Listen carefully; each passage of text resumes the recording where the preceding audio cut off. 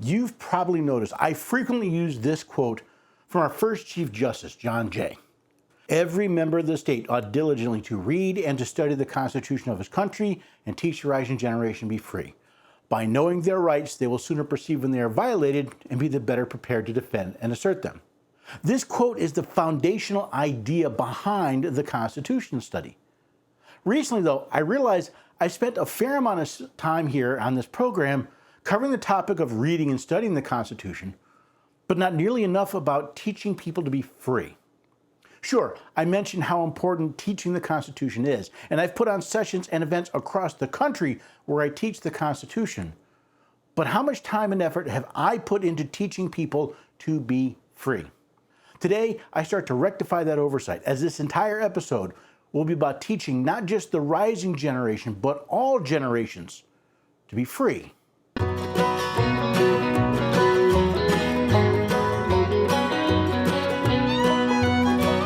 Neighbors and have a few good friends. Every day we're everyday Americans. Oh, every day we're everyday Americans.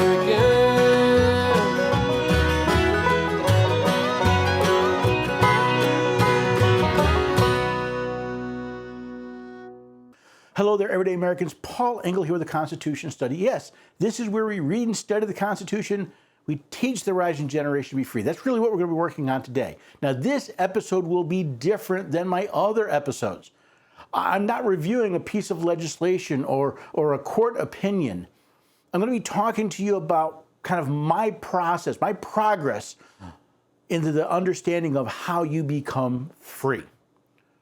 If you like this, please comment, let me know, and I will do more along this line. There are plenty of things I can talk to you about what I've learned as I've studied. And I think being free is something most people who are watching this or listening to this would really be interested in. So I'll tell you a little bit more about what I'm working on at the website at the end of the episode. But for now, let's talk about this teaching to be free.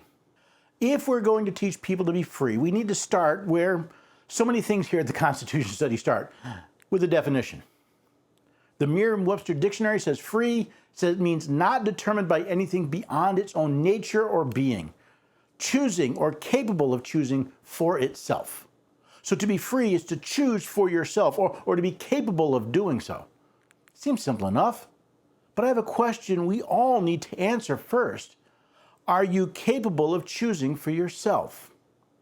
Now, I'm sure most of you out there are saying, of course I'm capable of choosing for myself. What are you talking about, Paul? Well, to explain, I think we need to back up a minute. Think of how many choices you are truly able to make for yourself. Choices that are not controlled by arbitrary rules, regulations, and laws. Decisions that are not influenced by others. How many choices are you truly able to make for yourself? This question first came to me during the debates over the Affordable Care Act, or Obamacare. See, while debating the issue with someone, I realized that I've never had a free choice in healthcare. When I was a child, my parents controlled my health care. When I became an adult, I was coerced by U.S. law into choosing a health insurance plan provided by my employer. This led to me making healthcare decisions not based on my preferences, but by what was covered by my health insurance that was, by the way, provided by my employer. Between Medicare reimbursement rates, government regulations, and a system that was designed to force people to follow government healthcare policy, none of us really have a free choice in our health care. That was the point when I realized I was not free to choose my own health care. I had the illusion of choice, but my choices were controlled by others. That wasn't all, though. You see, healthcare was simply the beginning of my realization that it was just another box to put people in. See, today, people are always trying to put you in a box. They slap a label on you, on your organization, or on what you say or do, then expect you to stick within the box they've assigned to you. Of course, you're doing the same thing as well. Now, there are two reasons I try so hard to avoid labels, both using them and being defined by them. First, while we often use the same labels, we rarely mean the same thing. Take, for example, the term rhino for Republican in name only. This is used as a pejorative by those members of the Republican Party who do not follow the agenda or support the policies that they believe a Republican should. I, on the other hand, view a Republican as someone who wants their team, especially themselves, to win elections. So when I see someone like a Susan Collins, a Lisa Murkowski, or Mitt Romney, or even a Mitch McConnell, I don't see rhinos. I see people trying to win office as Republicans. So when someone asks me about my political affiliation or whether I consider myself a conservative, I tell them I won't label myself. Not because I don't have an idea of what I believe, but because I refuse to have others think they know who I am because of a label I've assigned myself. Second, when people use labels, they more often or not are trying to put people in a box so they can define and control them or simply dismiss them out of hand. If someone can call you a conservative, a progressive, an anarchist, or a socialist, they determine for themselves how you should live and generally will punish you for not meeting their expectations. A perfect example of this came from the 2020 presidential election campaign. So if you have a problem figuring out whether you're for me or Trump, then you ain't black. Now, according to Joe Biden, if you are black, you are expected to vote for Democratic candidates. If you don't vote for Democratic candidates, you ain't black. See, labels become easy ways to shame people to act the way you want. I'm sure no black person wants to be told they ain't black. So a statement like Biden's is meant to shame black people to vote for him. Not because he's the best candidate or because his policies have worked out the best for black people, but simply to prove that they are black. Then there are those who put you in a box so they can dismiss you. Well, take a look at this example from the 2016 presidential campaign. Be grossly generalistic. You can put half of Trump's supporters into what I call the basket of deplorables. Mrs. Clinton could dismiss half of her opponents simply by labeling them a basket of deplorables. This tactic is frequently used to dismiss evidence because it came from an opposing source, be it CNN or Fox News. However, it's not simply dismissing a political opponent, idea, or policy. One of the more culturally toxic ideas behind diversity is that only someone that looks like me can understand my point of view. The first time I saw this was when women claimed that men could have no say in the abortion debate because, well, they could not have one. Since then, people's ideas have been summarily dismissed, not because they lacked information, education, or experience, but because they were the wrong race, sex, or ethnicity. The latest variation of this divisiveness is the idea of cultural appropriation. From someone dressing up as an ethnic character for Halloween, to a white man with dreadlocks, from sports team names to characters in movies, millions of people have been placed into a box and told they are not allowed to enjoy, support, or participate in any other boxes. Now, these boxes are just another example of how collectivism has taken over and divided our country. Now, part of me understands the desire to label people, to put them in boxes. It's easier to keep track of people as collectives rather than as individuals. Of course, it also depersonalizes them, removes what makes them unique, and makes them into others. This has been used for centuries to justify tremendous evils against our fellow man, because we didn't consider them human. They were others. The Romans did to the Christians. The whites did to the blacks, the English to the Scots, the Nazis to the Jews, and the Soviets to the kulaks. Even today, the Chinese are doing it to the Uyghurs. Now, in America today, we have all sorts of collectives, most of them opposed by another collective. Republicans versus Democrats, progressives versus conservatives, deplorables versus elites. In fact, Christians are famous for their collectives. We call them denominations. There are probably thousands of collectives and millions of definitions for each and every one. There's nothing wrong with being part of a collective. In fact, I highly recommend choosing some for yourself. The question is, who is defining the collective and who is doing the labeling? For example, I am a member of a local church. I first researched the congregation by attending several services and talking with others that attend there. Now, after we decided we could comfortably be part of this community, my wife and I joined the church. It doesn't mean I agree 100% with everything everyone says or believes, but I agree enough that I can support the congregation and the work it's doing. Now, compare that to the labels being used so often in today's public discourse, where groups Collectives and their labels are not used to show a common belief, but to deride, devalue, and to shame others. When I pointed out the failures of the climate change models, I was called a science denier. When I challenged the effectiveness and legality of mask mandates, many people labeled me as a grandma killer. When I pointed out that the Constitution grants only limited and enumerated powers to the federal government, I'm called an insurrectionist or un-American. These are only a few of the examples of the collectivist names used to label people as others and justify dismissing them and anything they say. That is where the problems begin. No one likes to be called names. Some people push back, while others simply shrink away. I remember when the politically correct movement really got started. It really took hold back in the early 1990s. People were told you cannot use certain words or express certain ideas because it was not politically correct. People began to self-censor, to avoid certain words or speaking certain ideas because they were ridiculed for not being politically correct. As with almost any other movement, what started as an attempt to avoid controversy soon morphed into controversy itself. Political correctness changed from a "we as a society do not use that type of language anymore," and quickly led to "we can't say that because it might harm their self-esteem." This, of course, quickly grew into "whatever you do, you cannot offend anyone. And if you do offend someone, you must be crushed." That's what we see today. What most people haven't noticed is that this trip from political correctness to cancel culture was driven not so much by individuals complaining, but by people trying to protect groups, usually, by the way, groups they are not even a part of. Think about it.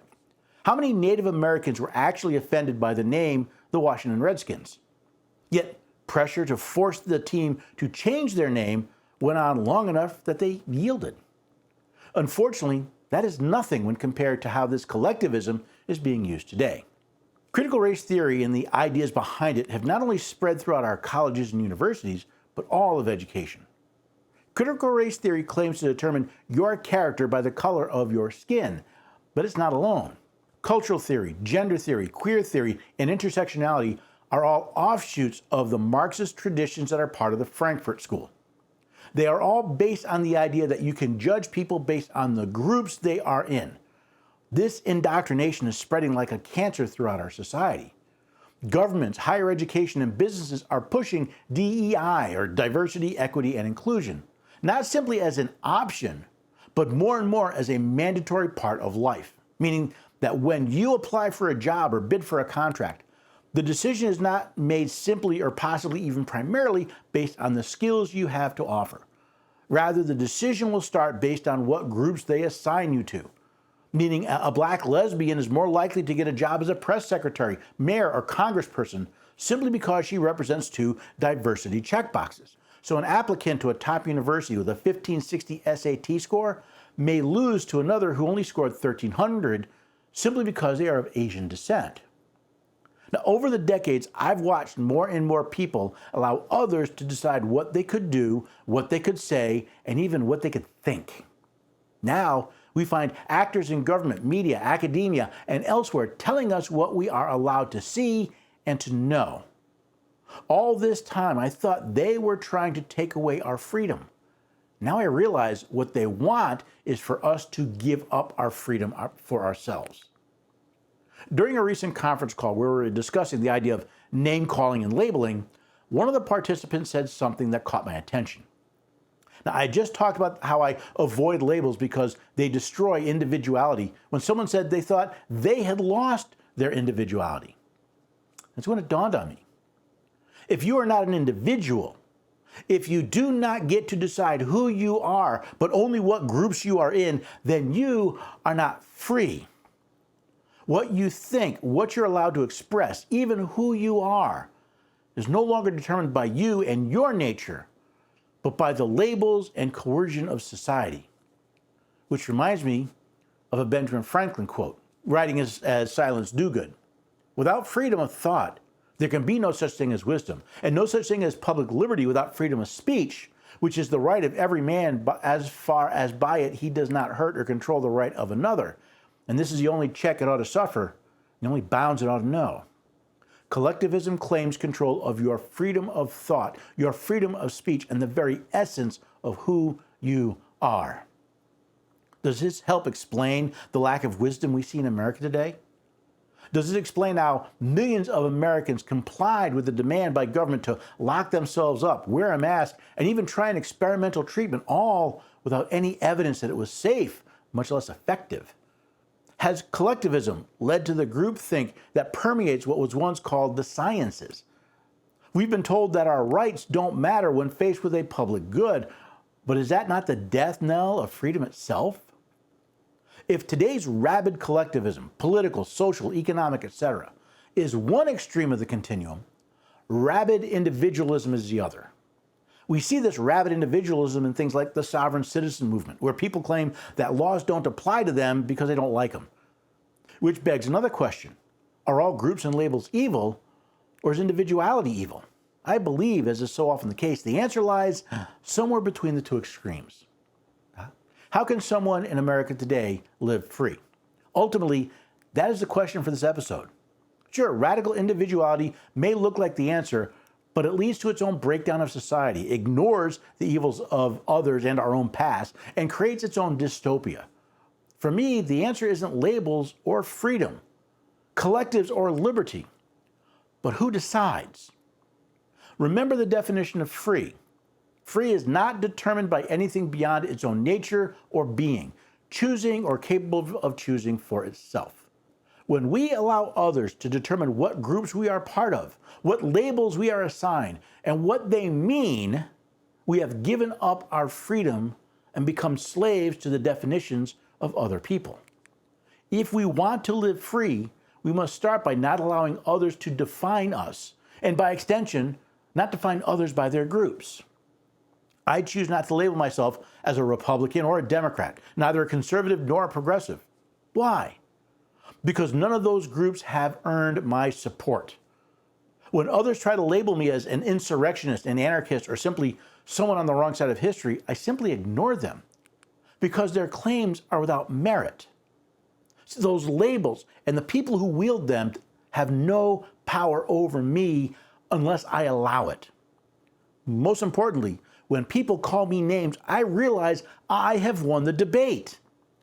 When people have exhausted their arguments and have nothing left but name calling, my evidence has survived and my argument is victorious.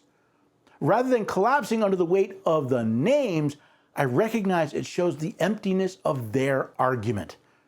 They may not accept the fact that their argument has failed, but many of those around us who are watching the debate, well, they might. If we want to live free, then we must determine for ourselves who and what will have influence over our lives and allow others to do the same. As a people, we have delegated to government certain powers over us, and I accept that.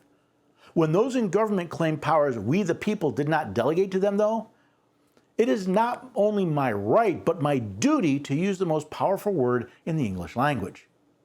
No, I am no fool. It is not lost on me that there are those who would use their legitimate powers for illegitimate purposes. I may be punished, fined, jailed, or even killed, but I will still be free. My body may be enslaved, but my mind will not. My spirit will not. My thoughts will not. And my speech will not. If Benjamin Franklin is correct, as long as we retain to ourselves the freedom to think for ourselves, we can have liberty. And as long as we retain the freedom to speak as we wish, we can have public liberty. So everyday Americans, what do you think? I know it was different.